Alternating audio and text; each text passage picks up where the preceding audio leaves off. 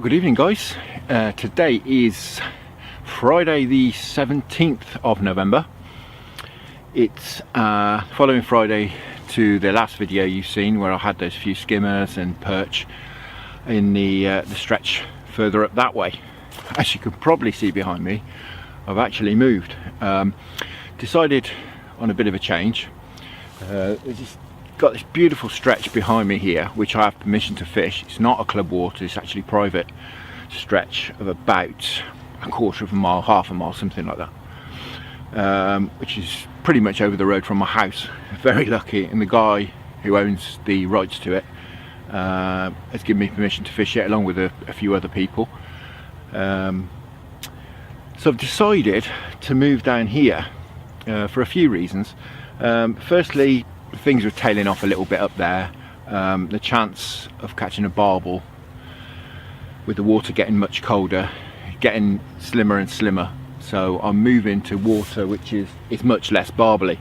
I'll give you a quick tour in a minute, but this stretch here, especially this part, is really wide. It's probably twice the width literally of the river up there, if not a bit more. It's very, very still as a result. It's barely moving.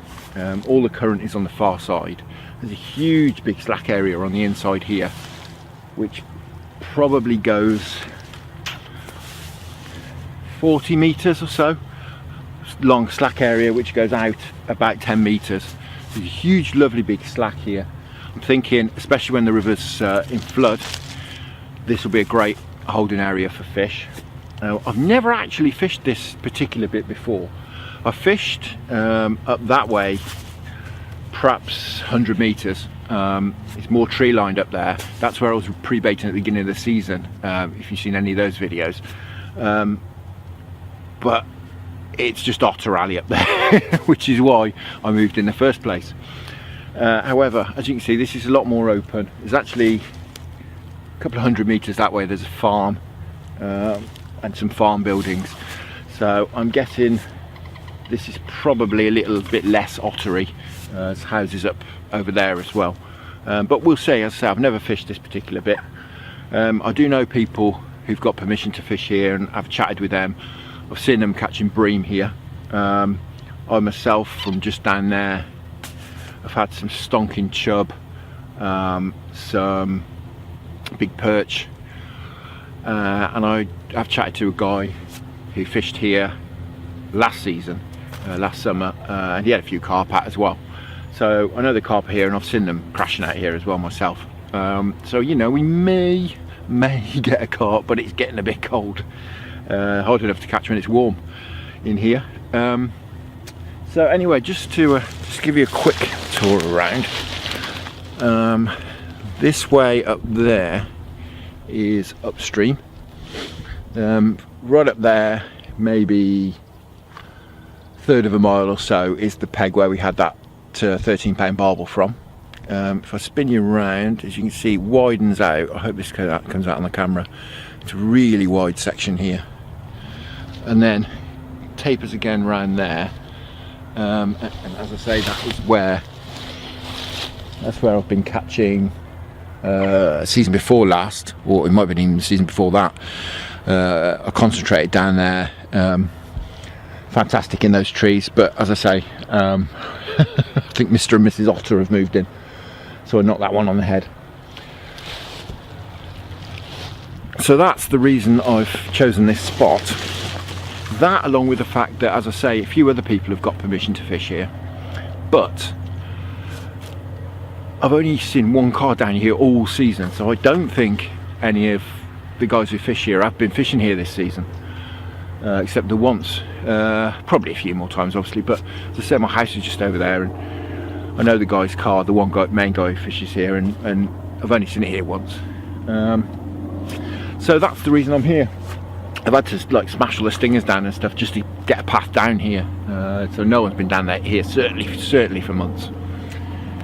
Anyway, having said all that, what I'm going to do now, as you've probably seen, I've got the rods in. I've bought the one sort of carp rod, which I'm going to cast out and just kind of, like I did up there Sunday morning, just kind of forget about it a little bit. Oh, and we've got a take over here.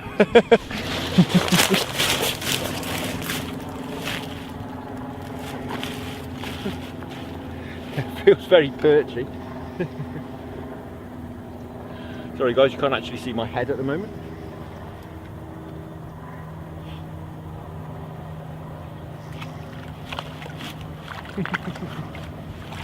Oh.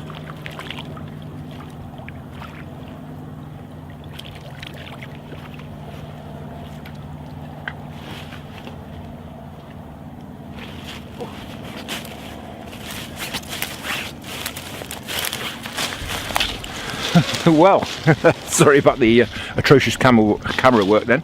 As you can tell, I'm on my own again. As I was trying to say, the water's down to 9 degrees. There was a huge frost last night, but for being here 10 minutes, that's a good result. It's no monster, is it? But as I say, we've only been here 10 minutes. That's fantastic. Right, I'm going to get him back in, and I'll speak to you again in a minute. Well, so guys, as I was saying before the interruption, the water has gone really cold. I was talking to Harry, a guy I know fishes upstream, Warwick way, again today. He went yesterday after a few mild days, and he had a couple of barbel out. His friend had a couple of barbel out too, so well done to them. Well done guys. Fantastic. Unfortunately last night there was a really hard frost. I wish I could have gone fishing yesterday, but no such luck. So I'm here today, as I say, day after a hard frost. I don't think it's got above 5 or 6 degrees today, hence my salad pets keep me nice and warm. So really I've come fishing whatever I can catch, to be honest. Some nice perch, some roach, some bream. Fantastic. That'll be good. The sun's gone down already, and the time is, I'll check my phone, just gone 4 o'clock. As I say, sun's set already. We've probably got half an hour of light left, and then I'm guessing no more perch, because I'm pretty sure they're sight feeders. I'm not sure about roach, but we've certainly got a chance of catching some bream.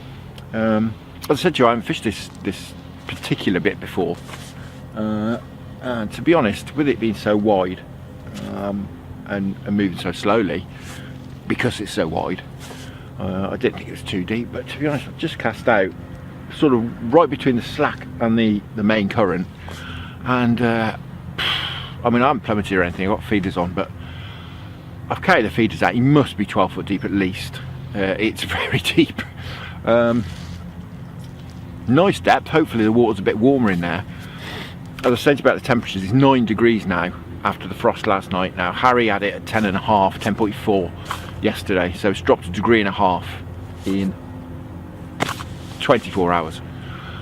That's not going to help things at all fishing wise.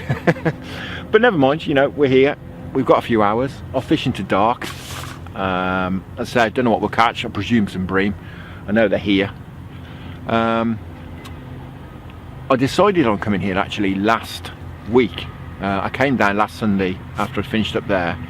I came down and just had a quick look down here, and decided to come down just while it was light. Decided that I was going to fish here, so I've actually baited up a few times this week, just some old ground bait that I'd left over from up there, just chopped up boilies, sweet corn, stuff like that, just to get a bit of food in here into this particular swim, just so I wasn't fishing completely blind. I didn't want to just turn up here at 3 o'clock on the Friday and hope there was some fish here, you know. Anyway, I'm waffling away. I've got one rod on worm, which is what I just had that perch on. It's the light ledger rigs. See last Sunday, if you don't know what I'm talking about. Helicopter setups, same setups again. The other one's on maggots. I haven't had a touch on that at all. And as I said, the other carp rod, that is got a krill wrapped, a krill paste wrapped boilie on it. And as I say, if that goes off, I'll be absolutely astounded, especially today when it was 10.5 degrees nearly yesterday, and it's 9 now. Anyway, I'm going to get these feeders in and do a bit of casting, get some bait in, and we'll see what turns up.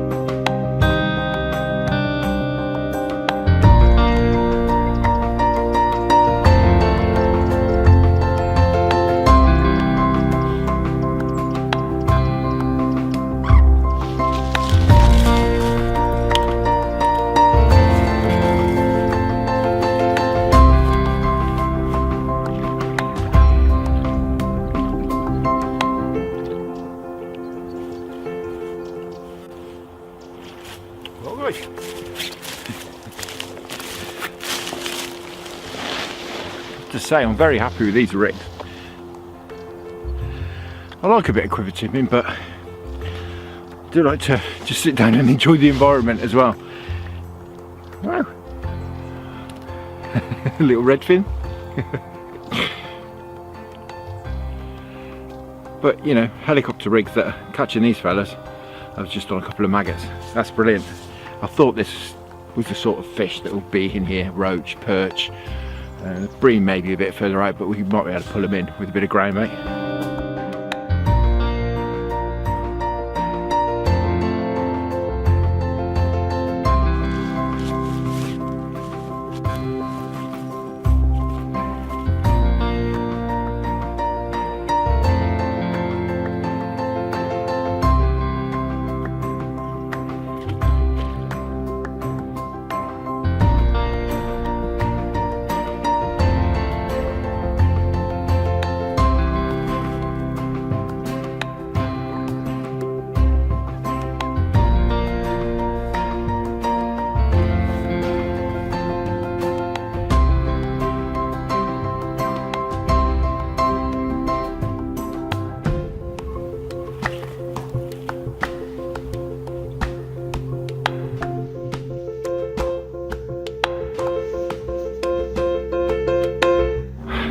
Well guys, we're really starting to lose the light now. Beautiful sunset again though, fantastic, and got all my thermals on my salopettes, and it's down to about 5 degrees, but I don't feel cold at all. It's brilliant.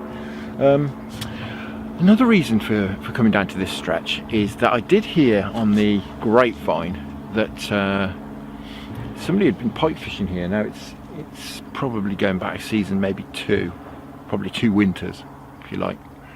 But I'm sure I heard from the guy who owns the rights to this stretch that a pike had been out like mid-20s. So I'm thinking, with it being slow and deep, it's very pikey as well, and I'm certainly going to do some pike fishing this winter. So that was another motivation to move here, get a bit of a feel for the place. I'm sure I'm just in a pike over there chasing some fish on the top. You know, could have been a chub or Zander or something, but they're definitely around here. I've done a bit of lure fishing up that way as well, and up that way, and there's loads of jacks in here, but you know, we want something big, don't we? But I think this is the sort of spot we'll get a big pike from, and as I say, unconfirmed reports, but I did hear that a 20 odd pounder had come out of here. Cool, I wouldn't mind one of those. Well guys, just to put in the picture, what I've done, as you can see, I've got my alarms on. I've turned them on, but what I've done, I've put them on silent, so you're not going to hear them beeping away, fortunately, nor am I, because it does my head in. It's just racket. Even the quietest setting is pretty loud on these, so I'm going to put them on silent. If anything happens, it'll be like Blackpool illuminations down there anyway, and I'm going to be sat by the rods, you know, so it's not an issue at all.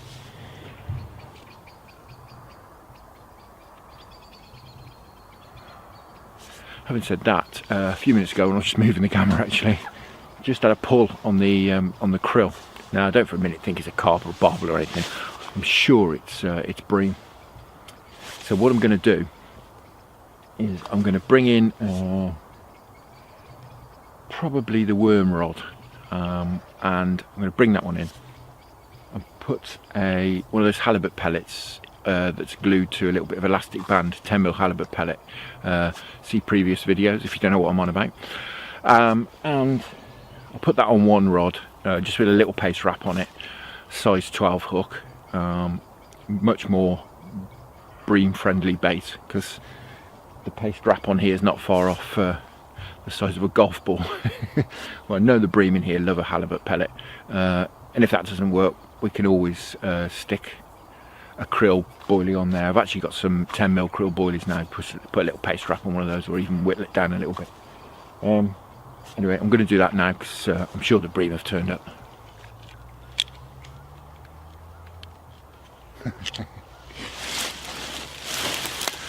Well guys, just getting this halibut paste ready to go on the rod, and big bream roll right over the spot. They're definitely here.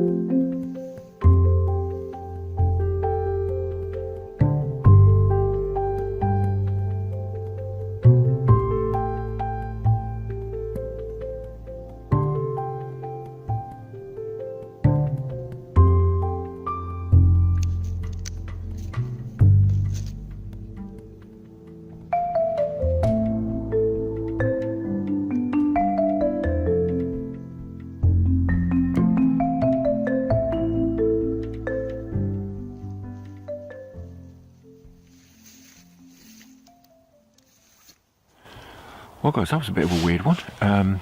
What I've done is I've changed the carp rod over to an S-core boilie,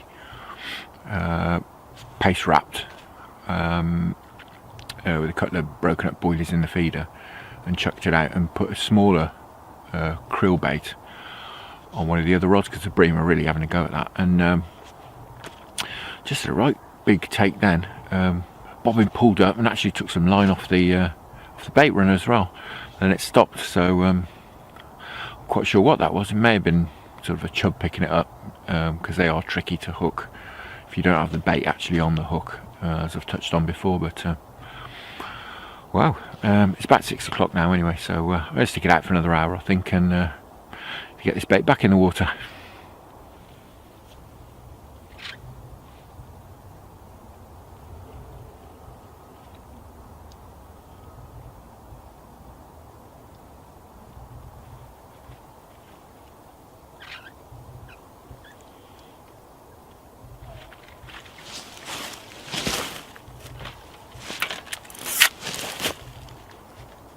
Whoa.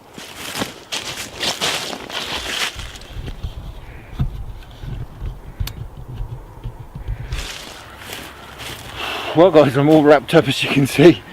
Absolutely freezing. But I've got something on here. Something's taking the S-core that's on the carp rod.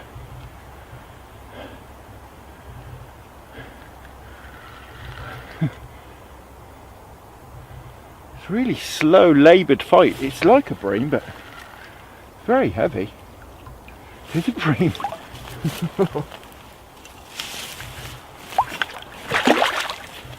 God, it's putting up a proper scrap.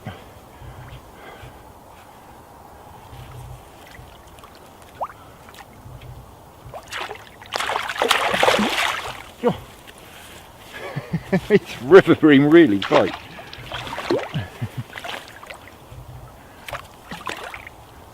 Oh. Wow. That's an absolute lump. Whoa. He put up a right scrap. We'll give him a rest in the net, I think, and then we'll have a look at him. Wow.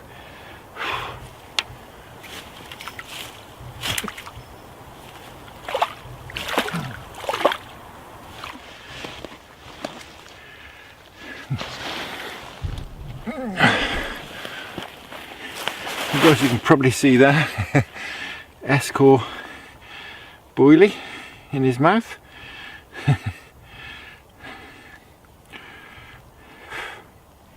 Absolute lump.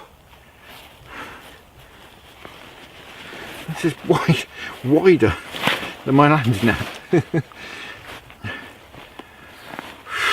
Wow, look at the size of that. Right, let's get him unhooked.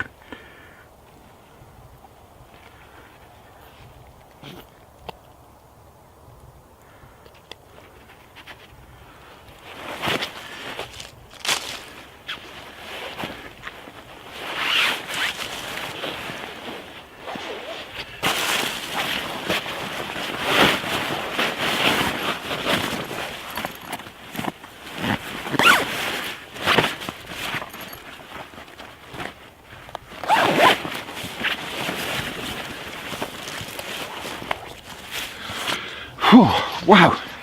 Well guys, as you know, I'm not a great fan of putting numbers on fish, but bit of a lump this one.